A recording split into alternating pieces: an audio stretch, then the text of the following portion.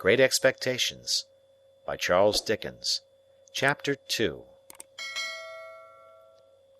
My sister, Mrs. Joe Gargery, was more than 20 years older than I, and had established a great reputation with herself and the neighbours because she had brought me up by hand.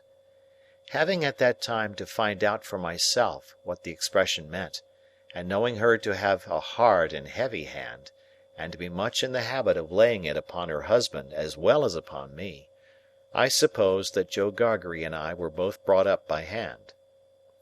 She was not a good-looking woman, my sister, and I had a general impression that she must have made Joe Gargery marry her by hand. Joe was a fair man, with curls of flaxen hair on each side of his smooth face, and with eyes of such a very undecided blue that they seemed to have somehow got mixed with their own whites. He was a mild, good-natured, sweet-tempered, easy-going, foolish, dear fellow, a sort of Hercules in strength, and also in weakness. My sister, Mrs. Joe, with black hair and eyes, had such a prevailing redness of skin that I sometimes used to wonder whether it was possible she washed herself with a nutmeg grater instead of soap. She was tall and bony, and almost always wore a coarse apron, fastened over her figure behind with 2 loops, and having a square impregnable bib in front, that was stuck full of pins and needles. She made it a powerful merit in herself, and a strong reproach against Joe, that she wore this apron so much; though I really see no reason why she should have worn it at all, or why, if she did wear it at all, she should not have taken it off every day of her life. Joe's forge adjoined our house, which was a wooden house, as many of the dwellings in our country were, most of them at that time. When I ran home from the churchyard, the forge was shut up, and Joe was sitting alone in the kitchen. Joe and I being fellow sufferers, and having confidences as such, Joe imparted a confidence to me, the moment I raised the latch of the door and peeped in at him opposite to it, sitting in the chimney corner. "Mrs. Joe has been out a dozen times, looking for you, Pip, and she's out now, making it a baker's dozen." "Is she?" "Yes, Pip," said Joe. "And what's worse, she's got Tickler with her." At this dismal intelligence, I twisted the only button on my waistcoat round and round, and looked in great depression at the fire. Tickler was a wax-ended piece of cane, worn smooth by collision with my tickled frame. "She sat down," said Joe, "and she got up, and she made a grab at Tickler, and she rampaged out. That's what she did," said Joe, slowly clearing the fire between the lower bars with the poker, and looking at it. "She rampaged out, Pip." "Has she been gone long, Joe?" I always treated him as a larger species of child, and as no more than my equal. "Well," said Joe, glancing up at the Dutch clock, "she's been on the rampage this last spell about 5 minutes, Pip. She's a-coming. Get behind the door, old chap, and have the jack towel betwixt you." I took the advice. My sister, Mrs. Joe, throwing the door wide open, and finding an obstruction behind it, immediately divined the cause, and applied Tickler to its further investigation. She concluded by throwing me (I often served as a connubial missile) at Joe, who, glad to get hold of me on any terms, passed me on into the chimney, and quietly fenced me up there with his great leg. "Where have you been, you young monkey?" said Mrs. Joe, stamping her foot. "Tell me directly what you've been doing to wear me away with fret and fright and worry, or I'll have you out of that corner if you was 50 Pips, and he was 500 Gargeries." "I have only been to the churchyard," said I from my stool, crying and rubbing myself. "Churchyard!" repeated my sister. "If it warn't for me you'd have been to the churchyard long ago, and stayed there. Who brought you up by hand?" "You did," said I. "And why did I do it, I should like to know?" exclaimed my sister. I whimpered, "I don't know." "I don't," said my sister. "I'd never do it again. I know that I may truly say that I've never had this apron of mine off since born you were. It's bad enough to be a blacksmith's wife, and him a Gargery, without being your mother." My thoughts strayed from that question as I looked disconsolately at the fire. For the fugitive out on the marshes with the ironed leg, the mysterious young man, the file, the food, and the dreadful pledge I was under to commit a larceny on those sheltering premises, rose before me in the avenging coals. "Ha!" said Mrs. Joe, restoring Tickler to his station. "Churchyard, indeed! You may well say churchyard, you two." One of us, by the by, had not said it at all. "You'll drive me to the churchyard betwixt you, one of these days, and oh, a precious pair you'd be without me!" As she applied herself to set the tea things, Joe peeped down at me over his leg, as if he were mentally casting me and himself up, and calculating what kind of pair we practically should make, under the grievous circumstances foreshadowed. After that, he sat feeling his right side flaxen curls and whiskers, and following Mrs. Joe about with his blue eyes, as his manner always was at squally times. My sister had a trenchant way of cutting our bread and butter for us, that never varied. First, with her left hand she jammed the loaf hard and fast against her bib, where it sometimes got a pin into it, and sometimes a needle, which we afterwards got into our mouths. Then she took some butter, not too much, on a knife, and spread it on the loaf, in an apothecary kind of way, as if she were making a plaster, using both sides of the knife with a slapping dexterity, and trimming and moulding the butter off round the crust. Then, she gave the knife a final smart wipe on the edge of the plaster, and then sawed a very thick round off the loaf, which she finally, before separating from the loaf, hewed into two halves, of which Joe got one, and I the other. On the present occasion, though I was hungry, I dared not eat my slice. I felt that I must have something in reserve for my dreadful acquaintance, and his ally, the still more dreadful young man. I knew Mrs. Joe's housekeeping to be of the strictest kind, and that my larcenous researches might find nothing available in the safe. Therefore I resolved to put my hunk of bread and butter down the leg of my trousers. The effort of resolution necessary to the achievement of this purpose I found to be quite awful. It was as if I had to make up my mind to leap from the top of a high house, or plunge into a great depth of water. And it was made the more difficult by the unconscious Joe. In our already mentioned freemasonry as fellow-sufferers, and in his good-natured companionship with me, it was our evening habit to compare the way we bit through our slices, by silently holding them up to each other's admiration now and then, which stimulated us to new exertions. To-night, Joe several times invited me, by the display of his fast diminishing slice, to enter upon our usual friendly competition, but he found me each time with my yellow mug of tea on one knee and my untouched bread and butter on the other. At last, I desperately considered that the thing I contemplated must be done, and that it had best be done in the least improbable manner consistent with the circumstances. I took advantage of a moment when Joe had just looked at me, and got my bread and butter down my leg. Joe was evidently made uncomfortable by what he supposed to be my loss of appetite, and took a thoughtful bite out of his slice, which he didn't seem to enjoy. He turned it about in his mouth much longer than usual, pondering over it a good deal, and after all gulped it down like a pill.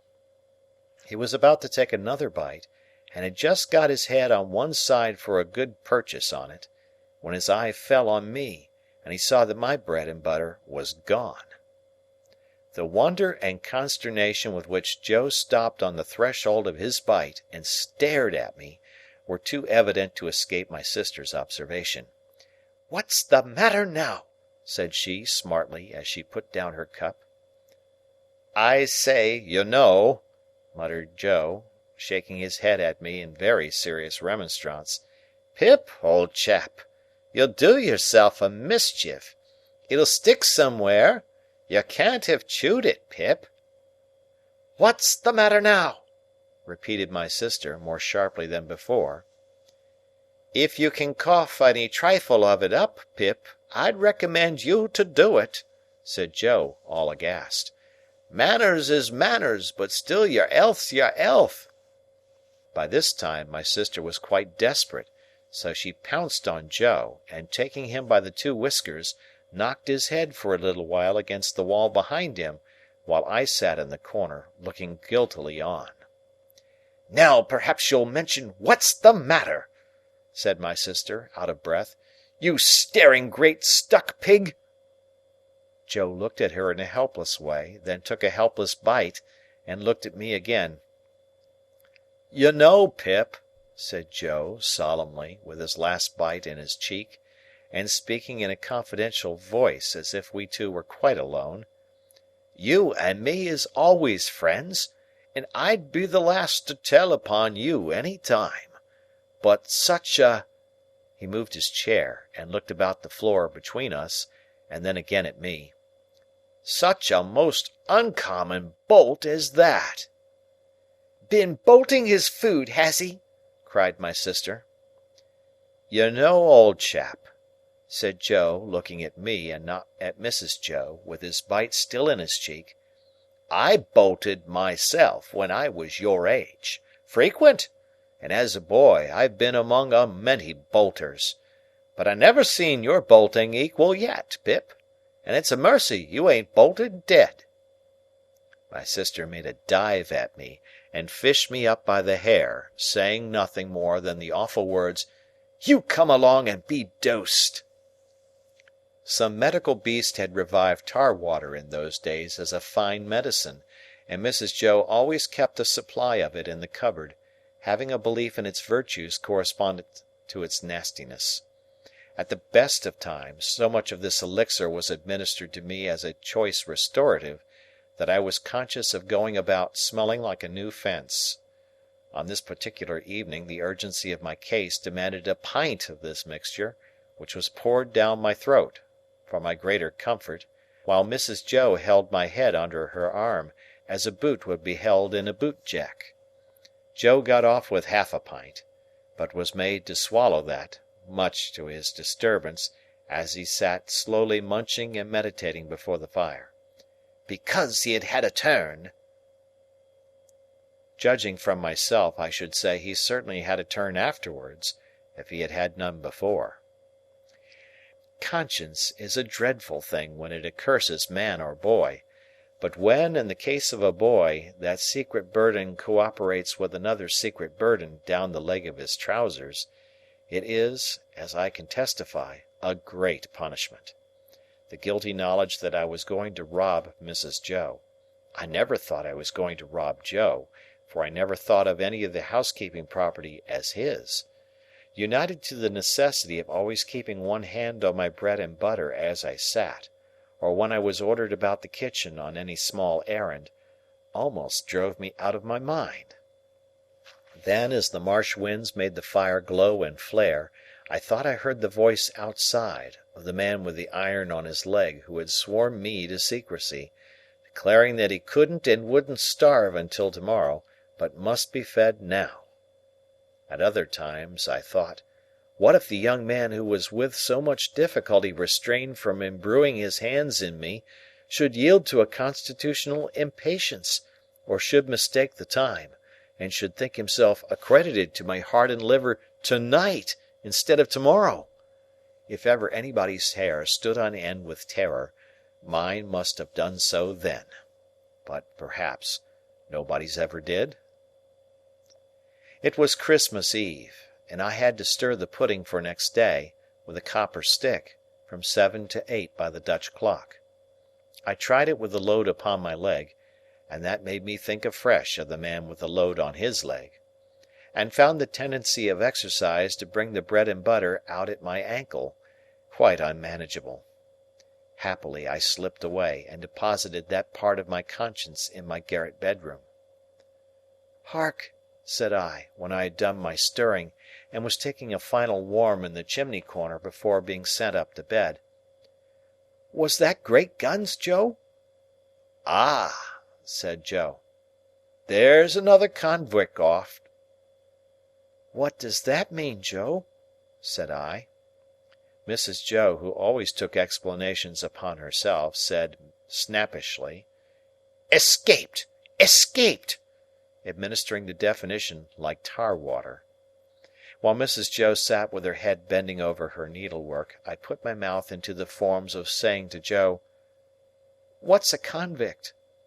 Joe put his mouth into the forms of returning such a highly elaborate answer that I could make out nothing of it but the single word "Pip." "There was a convict off last night," said Joe aloud, "after sunset gun, and they fired warning of him, and now it appears they're firing warning of another." "Who's firing?" said I. "Drat that boy!" interposed my sister, frowning at me over her work. "What a questioner he is! Ask no questions, and you'll be told no lies." It was not very polite to herself, I thought, to imply that I should be told lies by her, even if I did ask questions. But she never was polite unless there was company. At this point Joe greatly augmented my curiosity by taking the utmost pains to open his mouth very wide, and to put it into the form of a word that looked to me like sulks.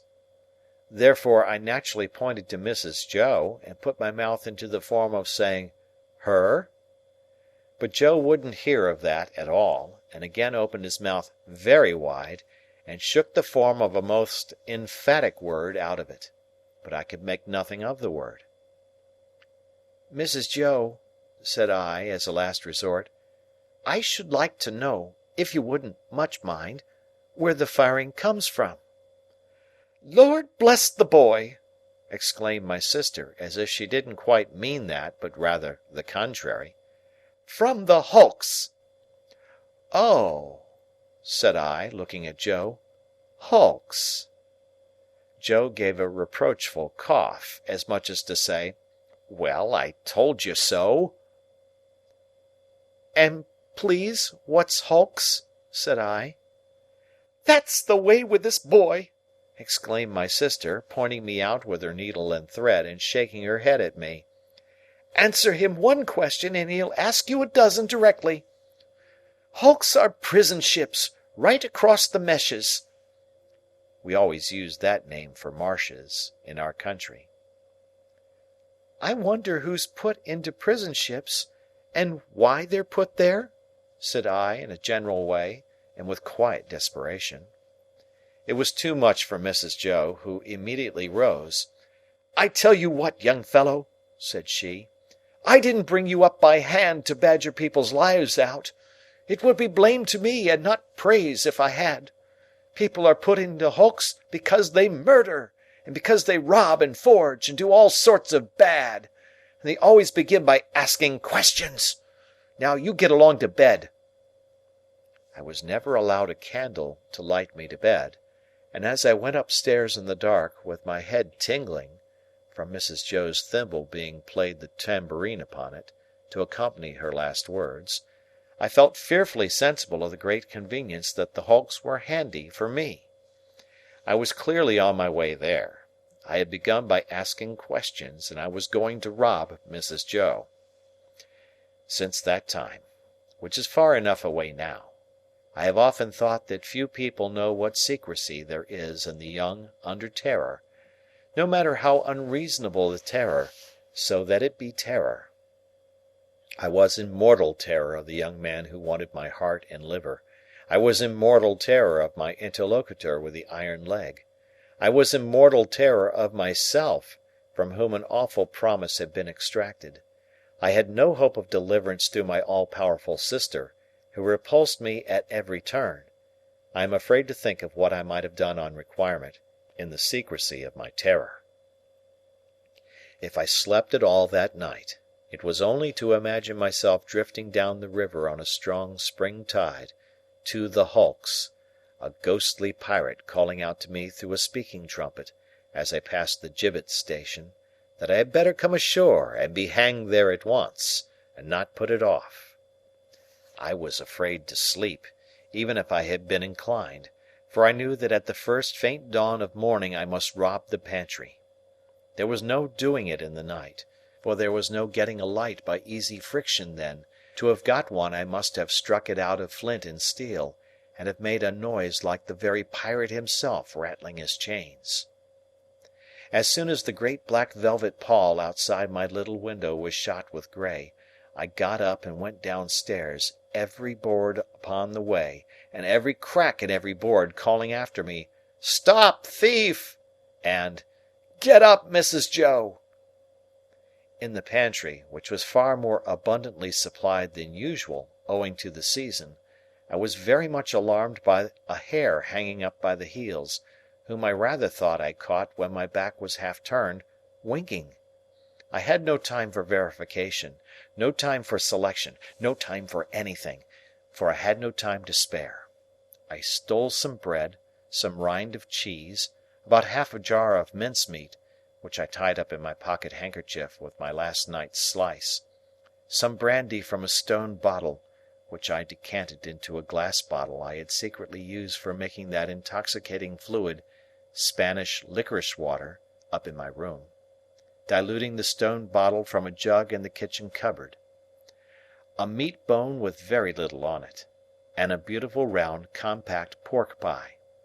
I was nearly going away without the pie, but I was tempted to mount upon a shelf, to look what it was that was put away so carefully in a covered earthenware dish in a corner, and I found it was the pie, and I took it in the hope that it was not intended for early use, and would not be missed for some time. There was a door in the kitchen, communicating with the forge. I unlocked and unbolted that door, and got a file from among Joe's tools. Then I put the fastenings as I had found them, opened the door at which I had entered when I ran home last night, shut it, and ran for the misty marshes. End of chapter.